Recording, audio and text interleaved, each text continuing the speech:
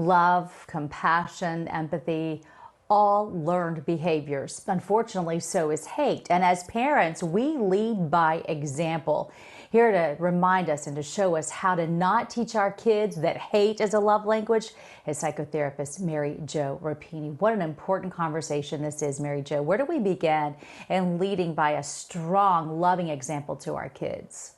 Well, I think the most important thing is that parents understand you think what you tell kids is important, and it is important, but more than that, it's what you show. And children aren't mini adults.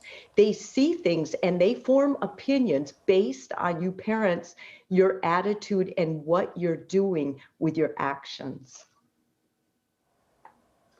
And so we have to be very careful of what those little eyes see, especially as they grow up and start mimicking our behavior. So let's talk about how important it is to have flexible opinions about things and to be open-minded so that our kids can see both sides to every situation.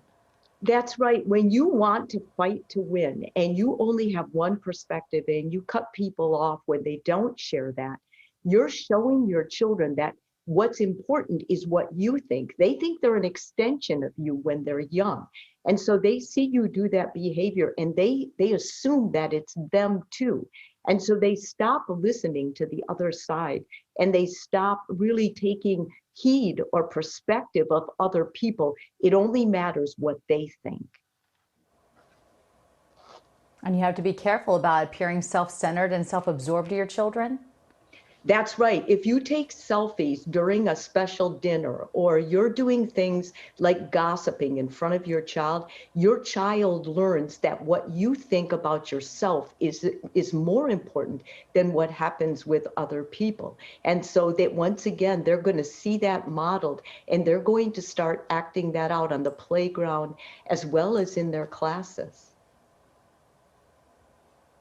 How important is it for parents not to categorize people and put them into different categories?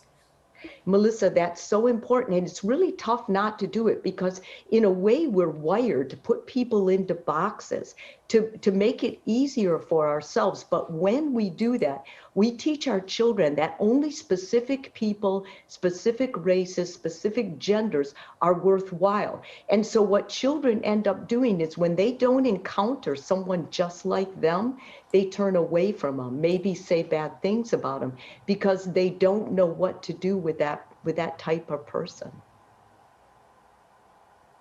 Now, what about being really careful if you get mad about something and how you act? What's most important for your children is that you can manage your anger and you don't get enraged and take it out on others. Because when you do, children learn that what's important is to be strong. When you're strong and enraged and you threaten someone else, then they're the loser. And kids want to win and adults want to win sometimes.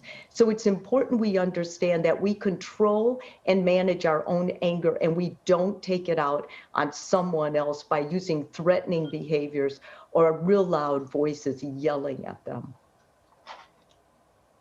And quickly, you got to be careful not to take sides, right? That's right. Polarization leads to hate. And when you think one side is the right side, you're showing your child that they have to compete to be on that right side. That's nonsense. Every problem has many solutions. There's not just a win and lose. All right, Mary Jo, quote of the day is, hate is not a love language. Let's all be very careful with that one. Thank you so much for your valuable time today. Thanks for having me.